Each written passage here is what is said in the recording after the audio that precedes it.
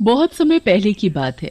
रमेश नाम का मोची अपनी बीवी कावेरी और बेटे मोनू के साथ एक छोटी सी झोपड़ी में रहता था। रमेश गली के नुक्कड़ पर बैठकर लोगों के जूते पॉलिश करता था। तभी वहाँ उस इलाके के सेठ की गाड़ी आकर रुकती है। फिर उसमें से वहाँ का सेठ उतरता है और वहाँ के लोगों से बड़ी बदतमीजी से बात करता है। पहले तो वो वहाँ खड़े एक बूढ़े आदमी की बहुत सारी सब्जियाँ उठा लेता है।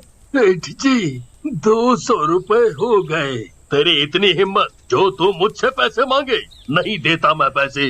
बोल क्या करेगा? क्या करेगा? सेठ जी, 200 रुपए आपके लिए तो छोटी सी बात है। हमारा तो उसी से घर चलता है। तू ऐसे नहीं मानेगा।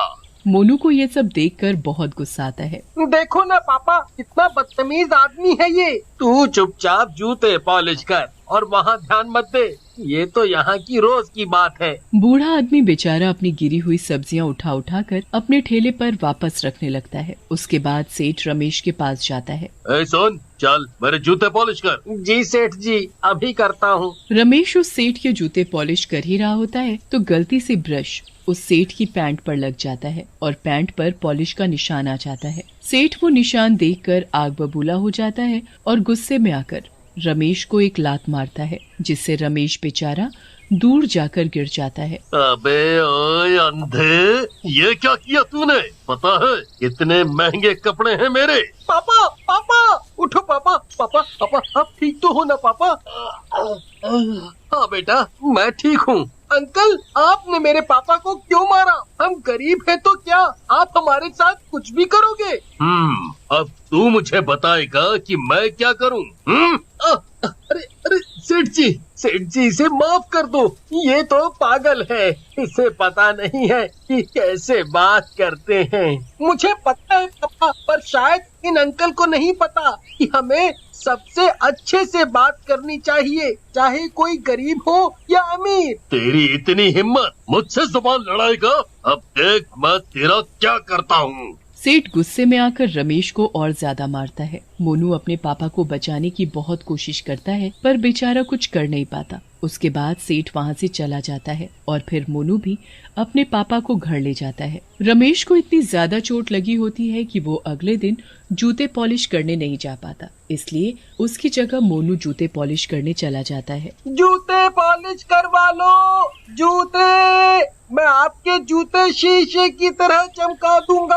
आओ आओ आओ, जल्दी आओ जल्दी आओ। मोनू ऐसे ही रोज नुक्कड़ पर बैठकर लोगों के जूते पॉलिश करता है, जिससे उसके घर का गुजारा हो रहा होता है। ऐसे ही कुछ दिन बीत जाते हैं और फिर एक दिन फिर से वही सेठ आकर लोगों से बदतमीजी करने लगता है। तेरा बाप तो डर कर घर में बैठ गया, और तुझे भेज दिया यहाँ। जी सेठ जी, वो मेरे पापा की हालत ठीक नहीं है, इसीलिए आज उनकी जगह मैं आया हूँ। उस दिन के लिए आप मुझे माफ कर दो सेठ जी। घर में खाने को कुछ नहीं है, मम्मी पापा बहुत परेशान हैं। ये सब कहानी मुझे मत सुना, समझा? और अपना ये सारा सामान यहाँ से हटा। नहीं, मैं अपना सामान यहाँ से नहीं हटाऊंगा, और अगर आपने मेरे साथ कुछ भी गलत किया तो मैं पुलिस को जाकर बता दूंगा। तेरी इतनी हिम्मत, तुझे तो मैं बाद में बताऊंगा।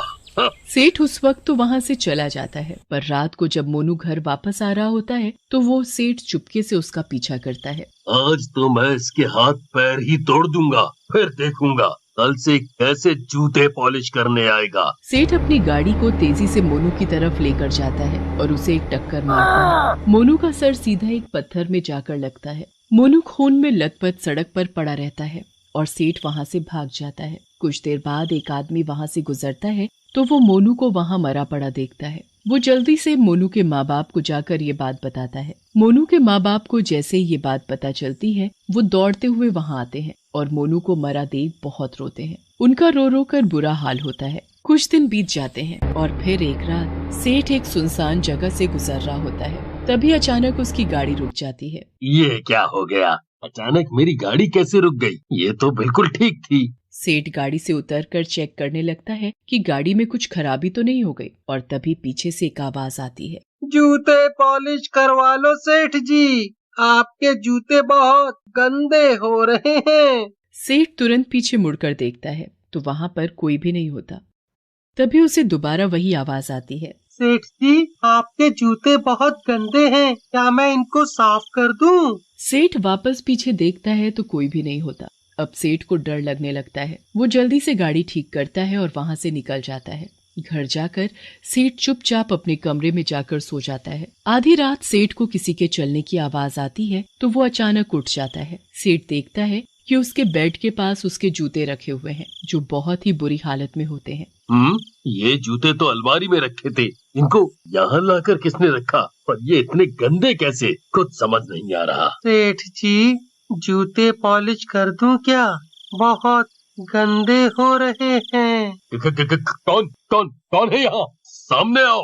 मोनू का भूत सेठ के सामने जूते पॉलिश करने का ब्रश लेकर खड़ा हो जाता है। जूते पॉलिश करवा लो सेठ जी। भूत भूत भूत! मैं तो आपके जूते पॉलिश करने आया हूँ सेठ जी, जूते पॉलिश करवा लो। अरे भाई, क्यों मेरे पीछे पड़ गए हो?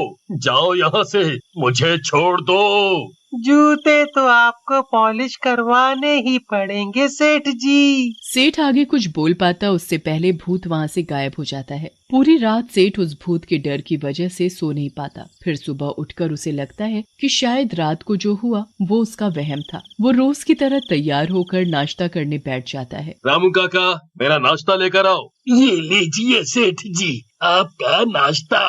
ये क्या है? क्या बदतमीजी है ये? क्या हुआ सेठ जी? नाश्ते की प्लेट में जूते रख कर लाए हो और मुझसे पूछ रहे हो कि क्या हुआ? कैसी बातें कर रहे हो सेठ जी, मैं तो नाश्ते में पनीर के पराठे लाया हूँ। सेठ दोबारा अपनी प्लेट की तरफ देखता है तो उसमें जूते नहीं बल्कि सच में पनीर के पराठे होते हैं। सेठ बिना नाश्ता किए टेबल से उठ जाता है और अपनी गाड़ी में जाकर बैठ जाता है। गाड़ी चलाते चलाते सेठ के दिमाग में वही सब बातें चल रही होती हैं जो उसके साथ उन दिनों हो रही होती हैं। फिर रेड लाइट पर सेठ अपनी गाड़ी रोकता है तो तभी मोनू का भूत खिड़की पर आकर खड़ा होता है।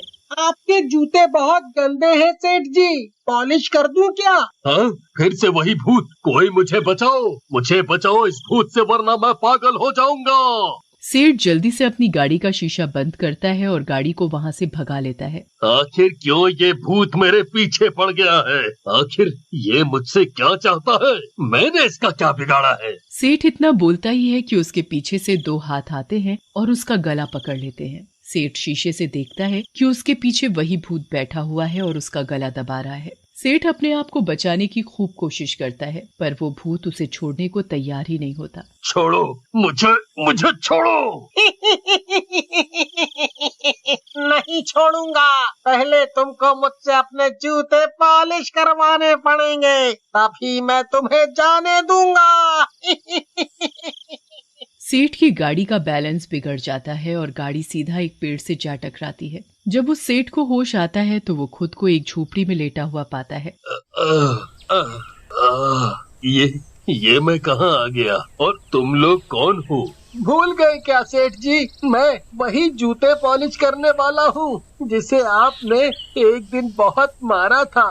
मैंने मारा था? अच्छा हाँ, मुझे याद आया, पर वो तुम्हारे बेटे की वजह से हुआ था। खैर, वो अभी है कहाँ? वो अब इस दुनिया में नहीं रहा सेठ जी। क्या? पर कैसे? वो दिन मेरी जिंदगी का सबसे बुरा दिन था, क्योंकि मैं काम करने की हालत में नहीं था तो मेरा बेटा मेरी जगह जूते पॉलिश करने का काम करने लगा था ताकि वो कुछ पैसा कमा सके। पर क्या? पर कुछ दिन बाद ही जब एक रात वो काम करके वापस आ रहा था तो किसी गाड़ी वाले ने उसे सोम बाजार गली में टक्कर मार दी। सोम बाजार गली? क्या वो मर गया? क्या वो सच में मर गया? सेठ फिर सारी बात रमेश को सच सच सब कुछ बता देता है कि कैसे उसी की गाड़ी से उसके बेटे की मौत हुई थी और अब वो भूत बनकर उसके पीछे पड़ गया है। मुझे माफ कर दो, मैंने तुम लोगों के साथ बहुत बुरा किया। सेठ को अपने किए पर बहुत पछतावा होता है और वो फिर कभी किसी को परेशान नहीं करता, यहाँ तक कि वो लोगों की मदद करने लगता है और रमेश की भी एक बहुत बड़ी मिठाई की दुकान खुलवा देता है। रमेश और उसकी पत्नी अच्छे से जीवन जीने लगते हैं। मोनू के भूत को इस बात की खुशी होती है कि उसके माँ बाप अब एक अच्छा जीवन जी रहे हैं और वो सेठ अब एक अच्छा आदमी बन गया है, इसलिए वो फिर कभी उस सेठ को दोबारा नहीं देखता।